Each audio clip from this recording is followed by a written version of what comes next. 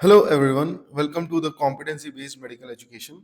सो आज का लेक्चर है FM 1.4, that is courts in India and their powers. तो आज के इस लेक्चर में मैं आपको बहुत सारे कोर्ट्स के बारे में जो कि इंडिया के अंदर है और उनकी क्या क्या पावर्स है उसके बारे में बताऊंगा। तो सबसे पहला होता है सुप्रीम कोर्ट, देन उसके बाद आते हैं हाई कोर्ट्स, देन उसके बाद आते हैं सेशन कोर्ट्स, देन उसके बाद आता है magistrate court, then labour courts, then family court and then juvenile justice board. तो एक एमबीबीएस स्टूडेंट को इन सब के बारे में पता होना चाहिए कि कोर्ट्स क्या क्या होते हैं और उनकी क्या क्या पावर्स होती हैं, क्या क्या उनका डिस्ट्रीब्यूशन होता है। तो ये एक वो है फ्लो चार्ट है। तो इसमें आपको जैसे कि पता है कि सबसे नेशनल लेवल पे टॉप लेवल पे एक सुप्रीम कोर्ट होता है जो एक ही होता है इंडिया में। देन उसके बाद हाई कोर्ट होता है। एवरी स्टेट लेवल में every state has a specific high court. Okay, किसी किसी स्टेट के अंदर दो हाई कोर्ट भी होते हैं। Okay, then it is further subdivided into metropolitan courts and district and session courts। तो जो मेट्रो सिटीज होती है वहाँ पे ये मेट्रोपॉलिटन कोर्ट्स होते हैं और इसके अंदर भी दो टाइप के कोर्ट्स होते हैं, सिविल कोर्ट और क्रिमिनल कोर्ट।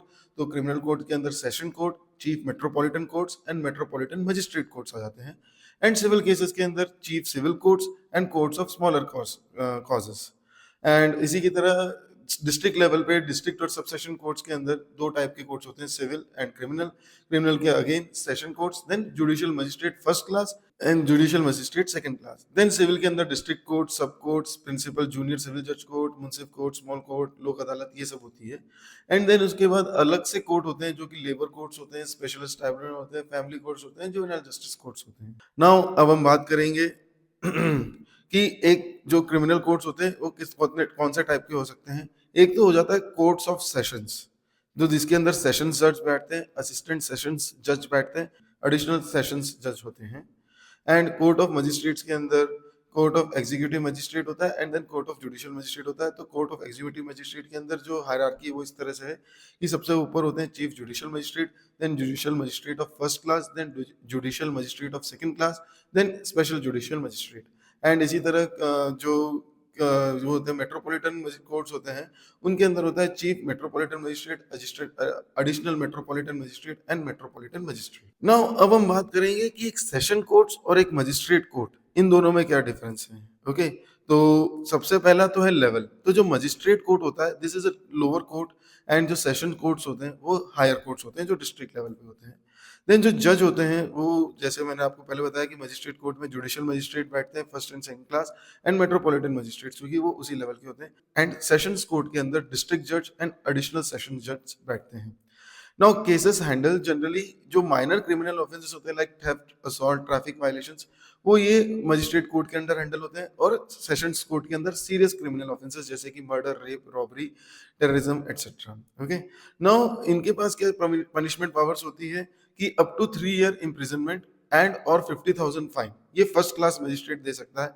एंड जो सेकंड क्लास मजिस्ट्रेट होता है, magistrate judicial magistrate of second class, he can give only up to 10,000 fine and 1 year imprisonment. और जो सेशंस कोर्ट होते हैं वो लाइफ इम्प्रिजनमेंट और डेथ सेंटेंस अवार्ड कर सकते हैं और भी सारी पनिशमेंट अवार्ड कर सकते हैं। बट जो डेथ पेनल्टी है वो subject to high court confirmation, वो हाई कोर्ट से कंफर्म होगी तभी जाके डेथ पेनल्टी अप्रूव होगी। एंड अपील, जो इसको जो अपील है वो सेशन कोर्ट में की जा सकती है। अगर आपको इसके इसके मजिस्ट्रेट कोर्ट के फैसले से आप सहमत नहीं हो तो आप सेशन कोर्ट में अपील कर सकते हो। और अगर आप सेशन कोर्ट के फैसले से नहीं हो तो आप हाई कोर्ट के अंदर अपील कर सकते हो। And also the role of the magistrate court, they are like trials of petty offenses, preliminary hearings, etc.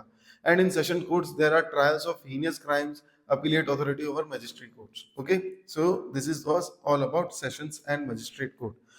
Now we will talk about civil and criminal courts, the difference between the civil and criminal courts.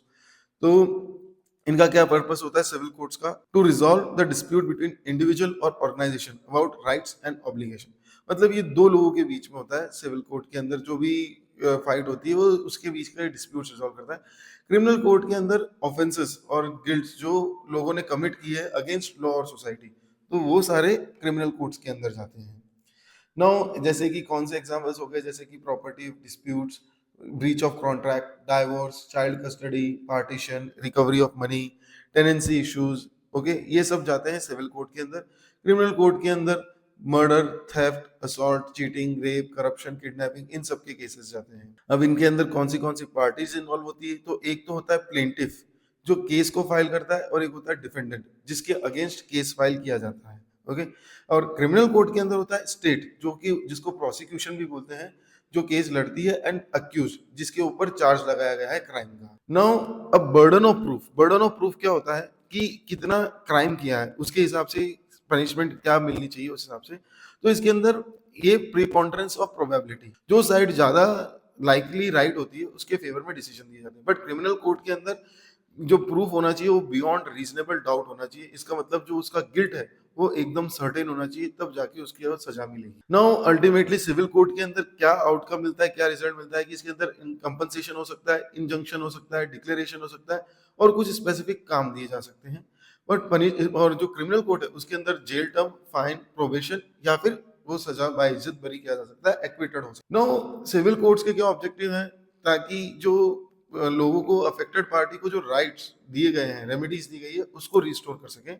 And criminal courts का क्या है कि law and order को maintain करना है, जिन्होंने जो offenders है, जिन्होंने क्राइम किया है, उनको पनिश करके। और जितने भी सिविल केसेस का होते हैं वो district court, then high court, then supreme court में जा सकते हैं। और क्रिमिनल कोर्ट का भी सेम रहता है, और special court for serious crimes like session courts. Okay.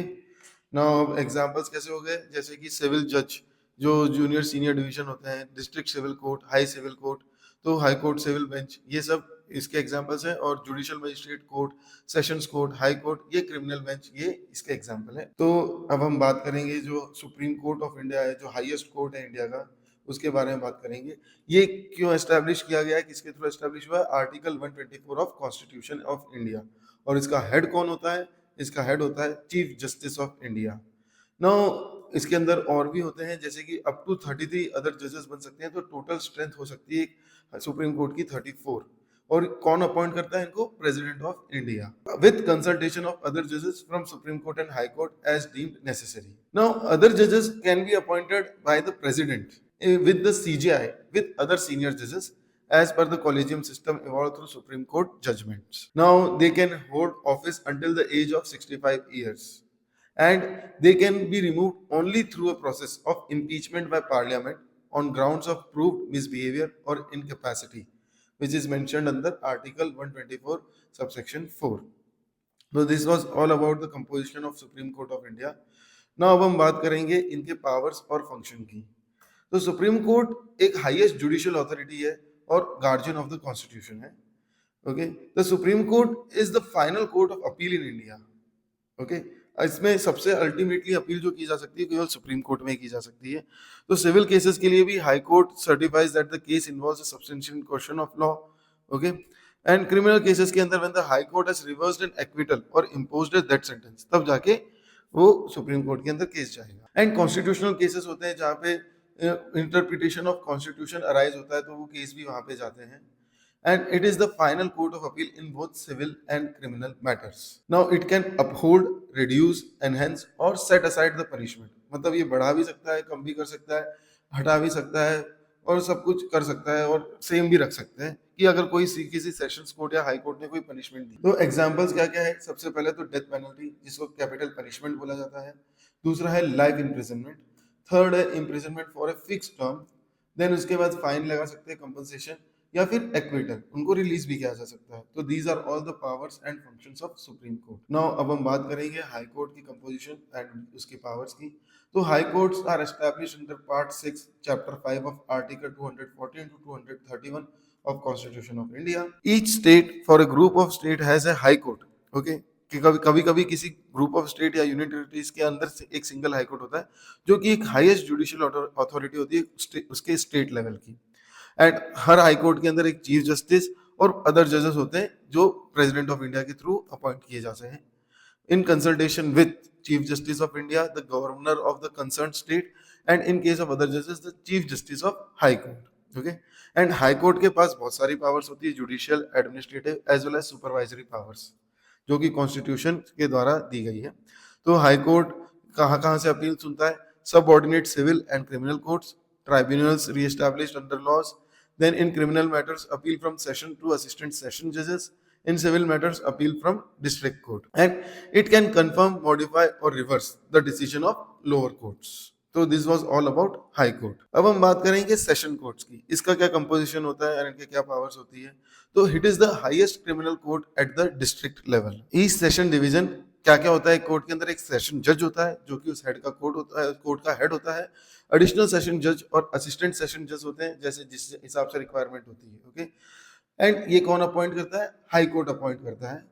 And the session court deals exclusively with criminal cases, इसके अंदर ओनली क्रिमिनल केसेस फाइल किए जाएंगे जैसे कि मर्डर, रेप, डिकॉती, वो भी सीरियल ऑफेंसेस वाले। And lower court appeal from the lower courts. Okay, and you can try they can try serious criminal offenses which are punishable with death, life imprisonment or imprisonment over 7 years. It conducts the trials that are committed it by the magistrate court. अब इसके अंदर ये भी होता है कि जो magistrate court के जो trials होते हैं वो भी किए जाते हैं। and then appeal from the judgments of magistrates in criminal cases within its jurisdictions. Okay, it can क्या क्या कर सकता है, ये कंफर्म कर सकता है, रिवर्स कर सकता है और आल्टर कर सकता है कन्विक्शन को। इट कैन एनहेंस और reduce sentences, it can order retrials, it can avoid death sentence, but it must be confirm by the high court. Okay, and it can also avoid life imprisonment, avoid fine, no upper limit. Okay, and the session judge can impose the maximum punishment prescribed by law subject to confirmation by the high court in case of death sentences. It can also grant bail to the accused person in serious offences, and it can transfer cases between subordinate criminal courts within the district. तो ये तो हो गए different courts के बारे में, तो supreme court, high court, session courts. अब बात करेंगे अपन मजिस्ट्रेट के बारे में कि इंडिया में कितने टाइप के मजिस्ट्रेट्स होते हैं। तो सबसे पहले तो होते हैं जुडिशियल मजिस्ट्रेट जो under the control of high court होते हैं। देन चीफ जुडिशियल मजिस्ट्रेट, उसके अंदर additional chief judicial magistrate, judicial magistrate first class, judicial magistrate second class and metropolitan magistrates जो कि मेट्रोपॉलिटन सिटीज के अंदर होते हैं। दूसरे टाइप के होते हैं एग्जीक्यूटिव मजिस्ट्रेट्स जो स्टेट गवर्नमेंट के अंदर कंट्रोल में होते हैं। तो इनके अंदर आ जाते हैं DM, ADM, SDM.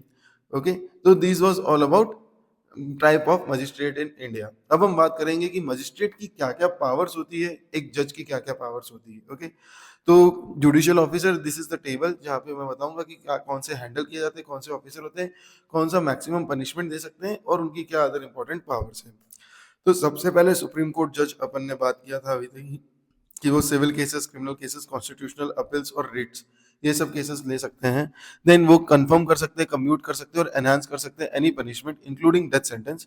And under article 32 के अंदर वो रिट्स इशू कर सकते हैं, अपील हियर कर सकते हैं, लॉस को रिव्यूज कर सकते हैं एंड कंटेम्प्ट ऑफ कोर्ट के लिए पनिशमेंट दे सकते हैं।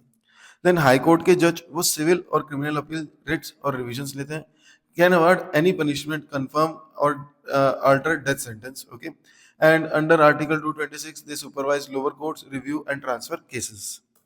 Now third is session judges. Serious criminal offenses like murder, rape, dichotomy, these are done by session judges and can avoid death sentence, life imprisonment or any term death, but जो death sentences है उसका high court का confirmation चाहिए। Okay, और ये कहाँ से appeal सुनते हैं, मजिस्ट्रेट कोर्ट से, एंड देन बेल ग्रांट कर सकते हैं और क्रिमिनल केसेस को ट्रांसफर कर सकते हैं। नौ जो एडिशनल और असिस्टेंट सेशन जजेस होते हैं वो क्या करते हैं, criminal, serious criminal cases including death sentence वो कर सकते हैं और they can avoid life imprisonment और इम्प्रिजनमेंट अप टू 10 years, मतलब ये डेथ सेंटेंस नहीं दे सकते। ओके, और इनका सेम पनिशमेंट है एक्सेप्ट डेथ पेनल्टी का सेंटेंस नहीं दे सकते एडिशनल और असिस्टेंट सेशन जजेस। नाउ अब हम बात करेंगे चीफ जुडिशियल मजिस्ट्रेट की। ये मॉडरेट टाइप के क्रिमिनल केसेस को डील करते हैं और ये कोई सा भी सेंटेंस दे सकते हैं जो लॉ के दिया गया एक्सेप्ट, पहला है डेथ सेंटेंस, दूसरा इम्प्रिजनमेंट फॉर लाइफ और इम्प्रिजनमेंट एक्सीडिंग 7 years, मतलब कि ये 7 साल से ज्यादा की सजा नहीं सुना सकते। एंड ये ऑल जुडिशियल मजिस्ट्रेट के अंदर जो केसेस आते हैं वो देखते हैं, देन दे जो नीचे के जो कोर्ट्स हैं उनको वर्क डिस्ट्रीब्यूट करते हैं एंड बेल ग्रांट करते हैं। Then additional chief judicial magistrate ACGM, JM, तो इसकी भी सेम पावर्स होती है, टाइप्स ऑफ केसेस, एंड ये भी सेम अप टू 7 years तक इम्प्रिजनमेंट का ही कर सकते हैं। एंड ये चीफ जुडिशियल मजिस्ट्रेट को असिस्ट करते हैं ट्रायल्स और एडमिनिस्ट्रेशन के अंदर। Now judicial magistrate of first class, ये लेसर क्रिमिनल केसेस देखते हैं जैसे कि theft, assault, like that. And इनका ऐसा है कि ये ओनली अप टू 3 years तक इम्प्रिजनमेंट दे सकते हैं, उससे ज्यादा की सजा नहीं सुना सकते और मैक्सिमम 50,000 फाइन की सजा सुना सकते हैं और कम्युनिटी सर्विस दे सकते हैं। ये अभी सेक्शन 23 BNSS के अंदर ऐड हुआ है, भारतीय नागरिक सुरक्षा संहिता। एंड ये वारंट्स इशू कर सकते हैं, समन्स इशू कर सकते हैं, बेल और ऑर्डर्स को रिमांड ऑर्डर्स दे सकते हैं। देन हो जाता है judicial magistrate of second class. ये बिल्कुल छोटे-छोटे ऑफेंसेस को से डील करते हैं, जो केवल एक जिसमें केवल 1 साल तक की सज़ा हो सकती है और मैक्सिमम 10,000 फाइन दे सकते हैं और कम्युनिटी सर्विस दे सकते हैं। This is also under section 23 BNSS. Okay, they handle minor cases and summary trials. अब metropolitan magistrate is also same as judicial magistrate first class. Okay, that is up to 3 years imprisonment and 50,000 fine. Now अब हम बात करते हैं district magistrates की। तो इनका क्या काम है? लॉ एंड ऑर्डर मेंटेन करना एंड प्रिवेंटिव केसेस करना। ओके, तो इनके पास प्रिवेंटिव पावर्स होती है अंडर बीएनएसएस, ना कि जुडिशियल पनिशमेंट। तो ये क्या कर सकते हैं? ये पीस मेंटेन करने के लिए सेक्शन 163, जो पहले 144 सीआरपीसी थी, अभी वो सेक्शन 163 बीएनएसएस हो चुकी है। तो उसके अंदर ये डिटेंशन को कर सकते हैं, प्रिवेंटिव डिटेंशन कर सकते हैं एंड आर्म्स लाइसेंस का डिटेंशन कर सकते हैं। ओके, नाउ एडिशनल एडीएम, जो एडिशनल डिस्ट्रिक्ट मजिस्ट्रेट होता है, उनके पास भी सेम प्रिवेंटिव पावर होती है और वो डीएम को असिस्ट करते हैं। नाउ जो एसडीएम होते हैं, वो सब डिविजनल लेवल के ऊपर लॉ एंड ऑर्डर को मेंटेन करते हैं। They also have the preventive powers under BNSS and they can go for act for piece and nuisance control. वो शांति भंग के आरोप में जो गिरफ्तार होते हैं, वो इनके थ्रू होते हैं। देन होते हैं एग्जीक्यूटिव मजिस्ट्रेट। ये भी सेम लॉ एंड ऑर्डर को मेंटेन करते हैं इमरजेंसीज के अंदर। इनके पास ओनली प्रिवेंटिव एक्शंस होते हैं। ये गवर्नमेंट के डायरेक्टर्स और पुलिस को असिस्ट करते हैं और लॉ एंड ऑर्डर को मेंटेन। तो this was all about powers of जज एंड मजिस्ट्रेट। अब हम बात करते हैं डिफरेंट टाइप ऑफ मजिस्ट्रेट्स की, like difference between executive and judicial magistrate. तो सबसे पहले तो होता है कि जो जुडिशियल मजिस्ट्रेट का कोर्ट होता है, वो high court appointed by high court होता है और एग्जीक्यूटिव मजिस्ट्रेट जो होता है, वो स्टेट गवर्नमेंट के थ्रू अपॉइंट होता है। देन यहाँ पे मेंबर्स ऑफ जुडिशियल सर्विस यानी कि जजेस, और यहाँ पे मेंबर्स ऑफ एडमिनिस्ट्रेटिव सर्विस यानी कि आईएएस वगैरह, ये सब यहाँ पे सर्व करते हैं मजिस्ट्रेट कोर्ट के अंदर, डीएम, एसडीएम एटसेट्रा। अब इनका मेन फंक्शन क्या होता है कि क्रिमिनल ट्रायल्स करना एंड केसेस डिसाइड करना। एंड जो मजिस्ट्रेट कोर्ट के अंदर होता है, इनका मेन फंक्शन होता है लॉ एंड ऑर्डर को मेंटेन करना and exercise preventive powers.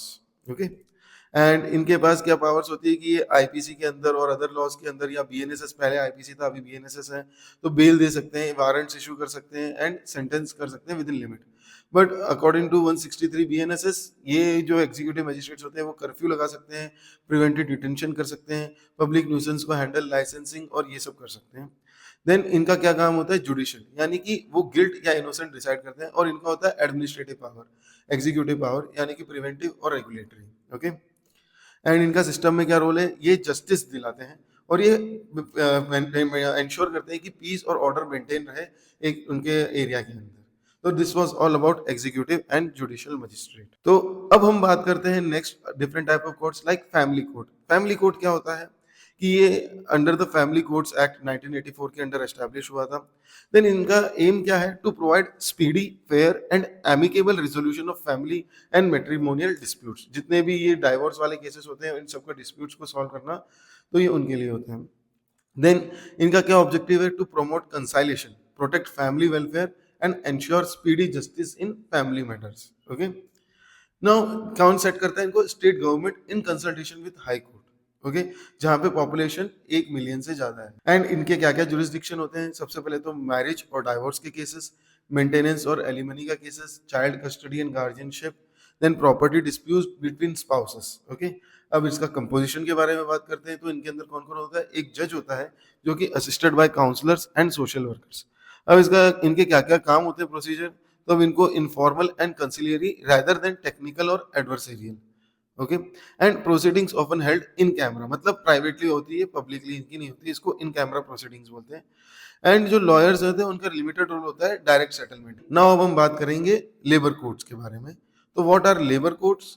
Labour courts are established under industrial disputes act 1947। इनका एम क्या है? To adjudicate industrial and labour disputes between employers and employees. Now अब हम ऑब्जेक्टिव के बारे में बात करेंगे। तो मतलब जो इंडस्ट्री के अंदर जो पीस होती है, वर्कर्स राइट होते हैं रिजॉल्व डिस्प्यूट्स के लिए, तो उसके लिए होता है। जैसे मान लो as a doctor you are working in some corporate hospitals, तो आप भी लेबर के अंदर ही काउंट होगी। तो उसके हिसाब से आपको क्या क्या राइट्स है, तो वो आपको पता होने चाहिए। अगर मान लो कोई कॉलेज या कोई हॉस्पिटल आपके साथ गलत काम करता है, तो आपके केसेस जो चलेंगे वो लेबर कोर्ट्स के अंदर चलेंगे। तो these are set up by central और state government in consultation with high court. And इनके जुरिस्डिक्शन क्या क्या इन्वॉल्व होते हैं, क्या क्या कर सकते हैं? Industrial disputes relating to layoffs, retrenchment and closure of establishment, wages, bonus, allowance issues, then unfair labour practices अगर होती है, then termination and reinstatement of workers, इनके बारे में। और इसके अंदर कौन कौन होता है? Presided, it is presided over by presiding officer, usually जज या क्वालिफाइड पर्सन होता है विद लीगल और इंडस्ट्रियल एक्सपीरियंस। एंड इसके अंदर क्या क्या काम होता है इनका? Informal and speedy trial of industrial disputes and can call for evidence, summon witness and can examine documents. तो ये लेबर कोर्ट्स का काम होता है। अब हम बात करेंगे नेक्स्ट जुवेनाइल जस्टिस बोर्ड की। तो जुवेनाइल का मतलब वो होता है कि जो चिल्ड्रन है बट नॉट प्रॉपर चिल्ड्रन है, तो they are like at the just before adults, तो उनको जुवेनाइल बोलते हैं। तो it is establish under the juvenile justice care and protection of children act 2015। तो इसका एम क्या है? To adjudicate cases involving children in conflict with law. Like जो 16 टू 18 ईयर्स होते हैं, वो कभी कभी उनको एज ए अडल्ट भी ट्रीट कर सकते हैं, वो कभी कभी एज ए चाइल्ड भी ट्रीट कर सकते हैं। तो इन इस एज ग्रुप को बोलते हैं children in conflict with law. तो इसका क्या ऑब्जेक्टिव है? To ensure child friendly justice, prosecution of rights and rehabilitation rather than punishment. एक मौका देना चाहते हैं कि जो ऑफेंडर्स होते हैं, कि जो बच्चे जो जुवेनाइल ऑफेंडर्स हैं, कि उनको रिहेबिलिटेशन का एक मौका मिला है। और ये स्टेट गवर्नमेंट सेट करती है एवरी डिस्ट्रिक्ट के अंदर। एंड इसके अंदर कौन कौन होता है? एक प्रिसाइडिंग ऑफिसर होता है, जो कि एक जुडिशियल मजिस्ट्रेट होता है फर्स्ट क्लास का, एंड 2 सोशल वर्कर्स होते हैं, और यूजुअली उनमें से एक वुमेन होती है जिसको चाइल्ड वेलफेयर के अंदर एक्सपीरियंस होता है। एंड इनका क्या क्या काम होता है? कि जो children accuse of criminal offences हैं, उनको ये देखते हैं। Then they conduct the inquiry and adjudicate in child friendly manner. Like एकदम उनको कैदियों की तरह ट्रीट नहीं किया जाता, उनको बच्चों की तरह ट्रीट किया जाता है। एंड इनके क्या क्या पावर्स एंड फंक्शंस होते हैं? तो वो जो है, जो हियरिंग होती है, वो प्राइवेट में करते हैं, कॉन्फिडेंशियलिटी के साथ करते हैं, क्योंकि बच्चे की आइडेंटिटी को रिवील नहीं किया जाना चाहिए। एंड वो रिफॉर्म करते हैं, रिहेबिलिटेट करते हैं, री इंटीग्रेट करते हैं the child into the society, ताकि वो कुछ कर सके। ऐसा नहीं कि जेल के अंदर डाल दिया और 20-20 साल जेल के अंदर ही रह रहा है एक बच्चा, जो उसने जब क्राइम किया था उसको पता नहीं था कि क्राइम है उसके बाद भी। एंड प्रोबेशन दे सकते हैं, काउंसलिंग दे सकते हैं, and placement in observation home. And also they promote reformation and social integration of juveniles. So this was all about point for courts and their powers. So I hope आपको ये lecture समझ में आया होगा। तो continue follow करते रहिए ऐसे और फ्यूचर लेक्चर्स के लिए। Thank you very much.